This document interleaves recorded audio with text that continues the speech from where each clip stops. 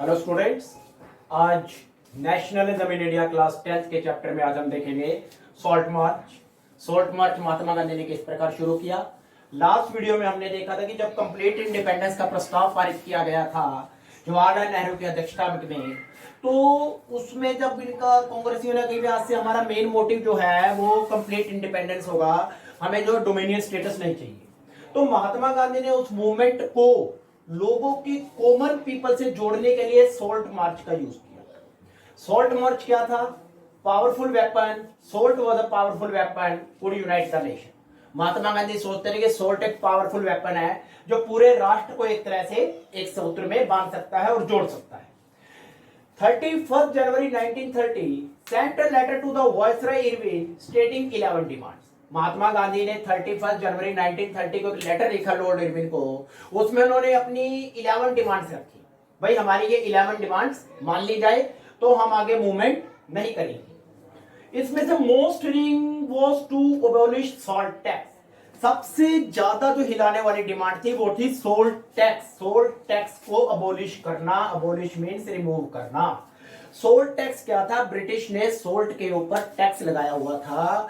और दूसरा क्या था? ब्रिटिश ही सोल्ट को प्रोड्यूस कर सकते थे, उसका प्रोडक्शन कर सकते थे। ब्रिटिशर्स की इसके ऊपर मोनोपोली थी, या जो ब्रिटिशर जिसको परमिशन थे वो सोल्ट बना सकता था। Common people were not able to manufacture salt. So salt was consumed by rich and poor alike. अब जो सोल्ट है, सोल्ट रिच और पुअर के द्वारा एक समान रूप से यूज किया जाता था। हमेशा ऐसा तो है नहीं कि भी अमीर आदमी ज्यादा सोल्ट यूज करेगा और गरीब आदमी कम यूज करेगा।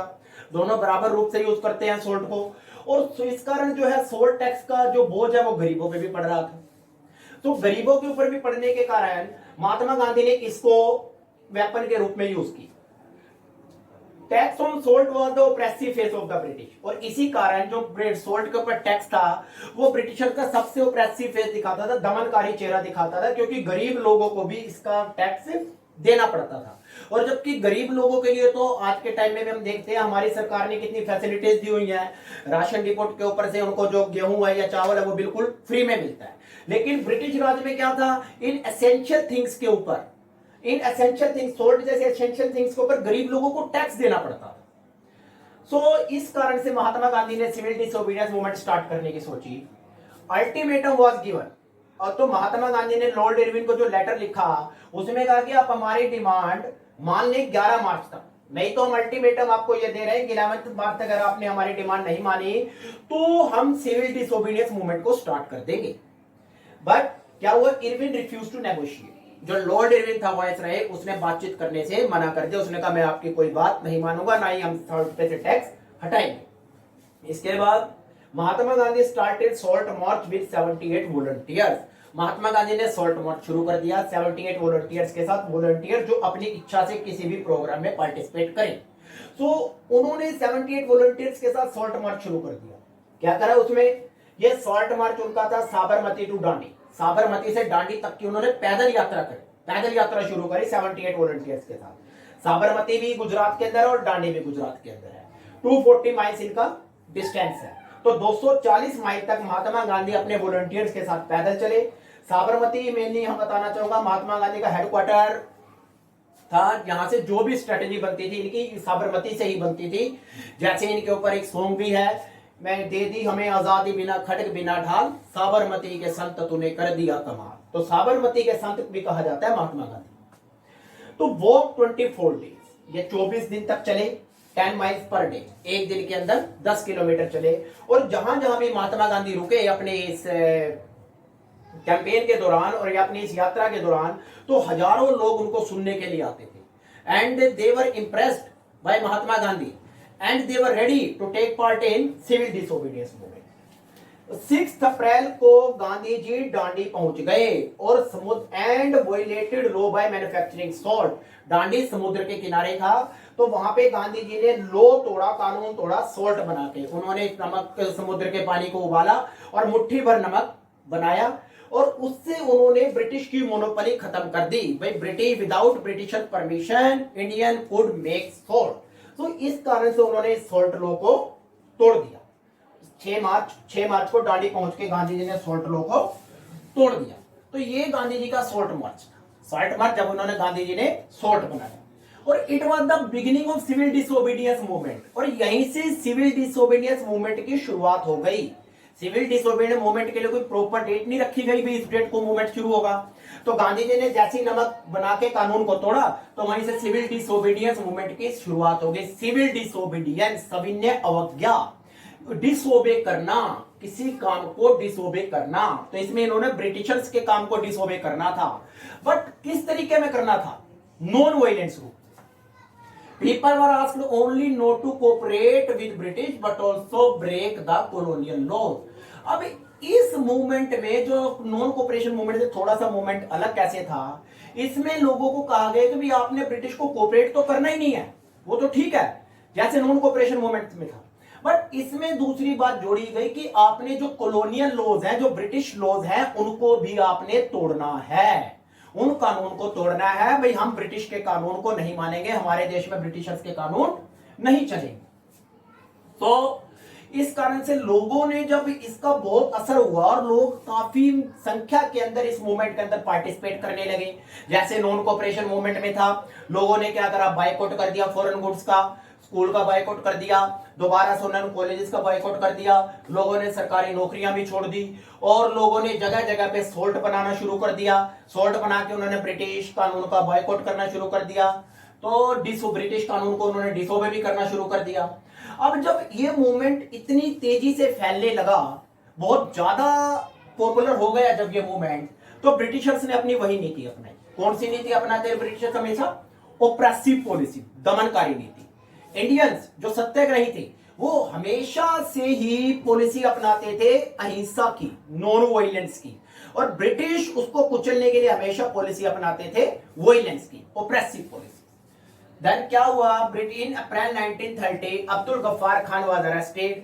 जब अब्दुल गफ्फार खान जो कि गांधी जी के मेन डिसाइपल थे, उनको अरेस्ट कर लिया गया, और इनको बॉर्डर गांधी के नाम से भी जाना जाता है, सीमांत गांधी के नाम से भी अब्दुल गफ्फार खान को जाना जाता है। अब जब अब्दुल गफ्फार खान को अरेस्ट किया गया, क्राउड बिकेम वायलेंट, तो भीड़ हिंसक हो गई। जैसे कि नॉन कोऑपरेशन मूवमेंट में भीड़ हिंसक हुई थी, वैसे ही जब ब्रिटिश ने ओप्रेसिव पॉलिसी अपनानी शुरू करी, कांग्रेस लीडर्स को अरेस्ट करना शुरू कर दिया, तो भीड़ हिंसक हो गई। भीड़ ने दोबारा वही काम करने शुरू कर दिए। उन्होंने रेलवे स्टेशन को फूंकना शुरू कर दिया, ब्रिटिश ऑफिसर्स को मारना शुरू कर दिया, सरकारी ऑफिसों में आग लगानी शुरू कर दी, पुलिस स्टेशन में आग लगानी शुरू कर दी। अब जब पूरी पीक पे जब ये मूवमेंट था, फिर गांधी जी ने क्या किया, उस हिंसा से दुखी होकर, परेशान होकर Gandhi ji called off this movement, Gandhi ji ने इस मूवमेंट को स्थगित कर दिया, वापस ले लिया। ऐसे ही गांधी जी ने नॉन कोऑपरेशन मूवमेंट को वापस लिया when it was in peak, पूरी पीक पर था, और इसी प्रकार गांधी जी ने सिविल डिसोबीडियंस मूवमेंट को वापस ले लिया, कॉल्ड ऑफ कर। अब इसके बाद गांधी रेडी हो गए, गांधी इरविन पैक्ट जो 5 मार्च 1931 को हुआ था, गांधी इरविन पैक्ट में समझौता, गांधी जी और वायसराय लॉर्ड इरविन के बीच में। ये गांधी इरविन पैक्ट क्या था? इस पैक्ट के according Gandhi ji ready to participate in RT means round table conference. Gandhi ji तैयार हो गए राउंड टेबल कॉन्फ्रेंस में पार्टिसिपेट करने के लिए। जैसे पहले भी गांधी जी को ऑफर दिया गया था कि आप राउंड टेबल कॉन्फ्रेंस में पार्टिसिपेट करें ताकि हम वहां पे जो भी आपकी डिस्कशन, हम सारी वो डिस्कशन सुन लेंगे, आपस में बैठ के बातचीत कर लेंगे। जो राउंड टेबल कॉन्फ्रेंस होती थी वो लंदन के अंदर होती थी। पहले राउंड टेबल कॉन्फ्रेंस का तो बायकॉट किया इंडियंस ने, लेकिन दूसरे राउंड टेबल कॉन्फ्रेंस में गांधी जी तैयार हो गए पार्टिसिपेट करने के लिए, और वो लंदन गए राउंड टेबल कॉन्फ्रेंस में पार्टिसिपेट करने के लिए।